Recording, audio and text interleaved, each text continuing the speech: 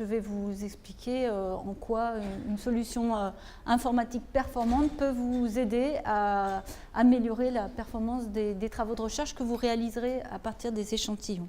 Donc, la qualité de la recherche, c'est bien évidemment la qualité de l'échantillon, on l'a vu déjà ce matin, mais c'est aussi la qualité des données qui vont être associées aux échantillons. En effet, les prélèvements qui sont utilisés pour la recherche subissent de nombreuses étapes entre le bloc opératoire ou les services cliniques jusqu'aux chercheurs. Ils passent tout d'abord, en tout cas pour les tissus, par les services d'anatomopathologie qui en assurent le traitement, puis par les tumorothèques qui assurent parfois le traitement, en tout cas le stockage des échantillons, et puis qui gèrent tout le processus de mise à disposition des échantillons pour la recherche. Les tumorothèques sont le plus souvent inclus dans le service d'anatomopathologie, mais peuvent aussi être indépendantes, en tout cas au niveau des locaux, des services d'anatomopathologie. Tout au long de ces étapes, vous allez collecter des données de traçabilité, voilà, que je vais détailler, mais aussi des données en termes de qualité des échantillons, des données réglementaires, donc je reviendrai un petit peu sur la présentation qui vient d'être faite, et enfin, des données cliniques, biocliniques, biologiques qui sont associées aux patients ou aux échantillons. Toutes ces données doivent être enregistrées dans des bases de données informatiques performantes, parce que ça peut faire une somme importante de données et prendre de la place. Ces bases de données informatiques doivent être ergonomiques afin d'être utilisées facilement par tous les acteurs que nous avons décrits précédemment. Elles doivent être évolutives, et ça c'est un point très important, puisqu'en fait les échantillons sont associés à des projets qui, eux, vont évoluer dans le temps, et les tumorothèques vont être amenés à travailler pour de nouveaux projets tous les ans, et même plusieurs projets par an, et donc la base de données doit pouvoir s'adapter à ces projets. La base de données doit bien évidemment être sécurisée, l'accès doit être sécurisé bien sûr et répondre aux recommandations de la CNIL à ce sujet, mais aussi sécurisé en termes de sauvegarde, maintenance et être installé et être géré par les services informatiques des CHU ou des laboratoires qui utilisent ces bases de données. Enfin, les applications, les bases de données informatiques qui gèrent les échantillons doivent être requêtables très facilement sur tous les champs de l'application afin de permettre notamment la sélection facile des échantillons dont vous aurez besoin pour vos projets de recherche. Afin de répondre à toutes ces exigences, nous avons développé il y a une dizaine d'années maintenant, en collaboration avec Anne Janin, un logiciel qui s'appelle Tumorothèque et qui permet de gérer toutes ces données. Ceci sur un financement PHRC. Il y a actuellement, depuis le début d'ailleurs, depuis 2001, deux informaticiens qui sont basés ici à l'hôpital Saint-Louis. Donc le chef de projet actuellement, c'est Mathieu Barthélémy, qui sera présent, qui a un stand derrière et qui pourra répondre à vos questions sur le logiciel pendant la pause. Alors l'originalité de ce logiciel par rapport aux solutions commerciales qui existent, c'est que c'est un logiciel open source qui est distribué gratuitement aux tumorothèques et aux centres de ressources biologiques qui en font la demande. Et j'ajouterai donc aux centres de ressources biologiques, biobanques et laboratoires de génétique, laboratoires qui ont à stocker des xénogreffes. Voilà, puisque c'est un logiciel qui ne gère pas que les échantillons de tumeurs, mais qui peut gérer tout le matériel biologique dont vous avez besoin pour vos recherches. Il y a actuellement une trentaine de services, de sites utilisateurs actuellement, ce qui veut dire en fait beaucoup plus de services, puisqu'en fait, si le logiciel est installé sur les serveurs de votre centre hospitalier, vous pouvez avoir pour une même base 2, 3, 4 services qui vont utiliser le logiciel. À la fin, je vous présenterai très rapidement les villes qui utilisent le logiciel. Voilà, donc tout d'abord, les données de traçabilité. Donc, on a vu tout à l'heure, tout au long de la vie du prélèvement jusqu'à l'utilisation de l'échantillon pour la recherche, on va stocker des données de traçabilité. Donc au niveau du prélèvement, la date et l'heure du prélèvement, c'est très important. Le lieu de prélèvement, surtout si vous travaillez sur des projets multicentriques, le préleveur, le conditionnement, est-ce que votre tissu a été congelé sans milieu de culture? Est-ce qu'il a été congelé dans du milieu de culture? Est-ce qu'il a été congelé dans du rénazole, par exemple? La stérilité du prélèvement, hein, c'est très important de pouvoir tracer si le prélèvement a été fait stérilement. Et puis, le lieu de congélation. Est-ce que votre prélèvement a été congelé directement au bloc opératoire ou est-ce qu'il est passé par différents laboratoires intermédiaires avant d'être congelé? Au niveau du traitement, il va falloir que vous puissiez tracer, si vous faites des extractions d'ADN, d'ARN, le lieu de congélation, la date et l'heure de congélation qui vont vous permettre de déterminer le délai de congélation. On en a aussi parlé ce matin, donc très important. Donc dans le logiciel, le calcul du délai de congélation se fait automatiquement si vous avez l'heure de prélèvement et l'heure de congélation. Les différents transports, il est important aussi de tracer les conditions du transport de vos prélèvements, le temps de transport, la température de transport, si votre prélèvement a été transporté dans la glace ou à température ambiante. C'est important pour les tissus, c'est aussi très important pour le sang. Donc la stérilité et la quantité au moment de la réception du prélèvement dans la tumorothèque. En termes de stockage, le logiciel doit pouvoir vous permettre de tracer la date et l'heure d'arrivée sur le lieu de stockage, le lieu de congélation exact, c'est-à-dire l'emplacement dans le congélateur, qui a fait la congélation et aussi la température à laquelle vous stockez votre échantillon.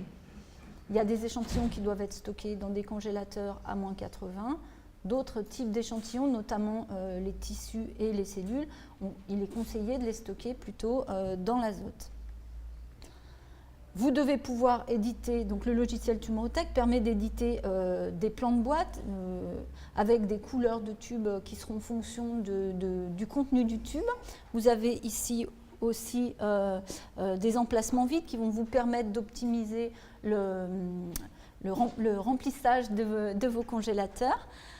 Le logiciel trace évidemment l'emplacement de chaque échantillon de façon très précise et si vous déplacez un échantillon pour réorganiser par exemple vos boîtes, il va tracer tous les emplacements par lesquels est passé votre échantillon, ce qui permet d'avoir une excellente traçabilité des températures si vous pouvez coupler le logiciel à un logiciel d'enregistrement de température de vos congélateurs.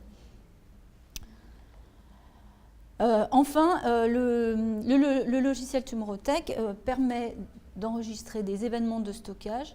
Donc, si vous avez un incident sur votre congélateur, une remontée en température, vous saisissez l'information dans le logiciel et automatiquement, tous les échantillons qui sont dans le congélateur au moment de l'incident vont être tagués comme ayant eu un incident de température. Les éléments à tracer au niveau de la mise à disposition. Donc la mise à disposition, c'est lorsque vous cédez un ou plusieurs échantillons pour la recherche. Donc évidemment, tout doit être tracé. Qui a demandé les échantillons? Le destinataire ne sont pas forcément les mêmes personnes. Vous pouvez travailler dans un projet avec un demandeur centralisé et puis qui va vous demander d'envoyer les échantillons dans un laboratoire d'analyse différent. Toute la traçabilité de l'envoi, date, heure, température, transporteur. L'application permet de gérer des envois partiels. Donc parfois, vous envoyez des coupes congés ou alors vous envoyez, si c'est du sérum, qu'une partie de votre échantillon. Et puis, évidemment, il y a un déstockage automatique. Vous voyez qu'il y a eu génération de trous dans les boîtes quand les échantillons ont été cédés. Enfin, au niveau de la recherche, l'application permet l'enregistrement des résultats des recherches qui ont été réalisées sur les échantillons, si tant est qu'on reçoive des informations sur ces résultats de recherche. Il permet de gérer les projets de recherche, c'est-à-dire que si vous travaillez sur un projet et que vous envoyez des échantillons en plusieurs étapes, plusieurs fois, vous pouvez les raccrocher à votre projet de recherche et avoir ainsi la liste des échantillons qui ont été envoyés pour le projet. Et puis, il permet la gestion des contrats si vos projets de recherche sont associés à des contrats et vous permettent de récupérer des financements qui vont vous permettre d'améliorer le fonctionnement de votre tumorothèque. Voilà, toutes ces fonctionnalités de traçabilité qui vont être importantes pour améliorer la qualité des échantillons et donc de votre recherche. Les données de qualité. Alors, nous avons intégré dans la version actuelle certaines obligations liées à l'application de la norme NFS 96900, qui est la norme qui est applicable au centre de ressources biologiques et donc tumorothèque. Notamment, l'application permet d'enregistrer la conformité des prélèvements à la réception. Donc, est-ce que les délais ont été respectés? Est-ce que j'ai bien la date de prélèvement? Est-ce que si c'est du sang, j'ai bien utilisé le bon anticoagulant? Puis, la conformité des échantillons après traitement. Notamment, par exemple, si vous travaillez sur des cellules, quelle est la viabilité des cellules? Des choses comme ça. Et enfin, la conformité des échantillons pour la session, notamment est-ce que j'ai le consentement ou la non-opposition, ou est-ce que j'ai vérifié la non-opposition du patient. Toutes ces conformités permettent à la fois d'améliorer la sélection des échantillons pour la recherche, puisque vous aurez directement votre requête sur les échantillons conformes pour la session, mais aussi permet le calcul d'indicateurs qualité pour chaque projet. Les données cliniques. Donc l'application intègre un champ code organe, un ou plusieurs codes lésionnels. Nous avons le choix entre les codes lésionnels, les codes ADICAP ou les codes SIMO de l'OMS. Nous avons intégré le fichier de transcodage fourni par l'Institut national du cancer qui permet de passer des codes ADICAP aux codes SIMO. Ça permet, dans le cas notamment des études internationales qui n'utilisent pas le code ADICAP, ça permet d'avoir les codes internationaux. Et il y a possibilité d'intégrer le compte-rendu anatomopathologique dans l'application ou un autre courrier que vous jugez nécessaire pour qualifier votre échantillon. Nous avons mis en place depuis cette année aussi la transmission automatisée des données depuis des systèmes de gestion de laboratoire, notamment les logiciels Diamic et Apix. Donc on récupère directement les données de DSGL qui sont injectées dans Tumorothèque, ce qui évite la ressaisie et les risques d'erreur. Les données cliniques, c'est aussi les 60 items qui ont été recommandés par l'INCa en 2008. Ça facilite l'échange des données dans le cadre de projets multicentriques. Donc tous ces items ont été intégrés dans l'application. On édite des fiches récapitulatives qui contiennent les 64 items INCa. Et nous avons mis en place un module d'export de données de l'application Tumorothèque directement dans le format demandé par l'INCa, ce qui permet d'envoyer les informations à la demande selon le bon format. Nous avons travaillé depuis 2-3 ans, nous travaillons en étroite collaboration avec l'INCa. Alors, l'application Tumorothèque permet... Ce que je viens de vous présenter, ce sont les champs qui sont dans l'application Tumorothèque, les champs fixes.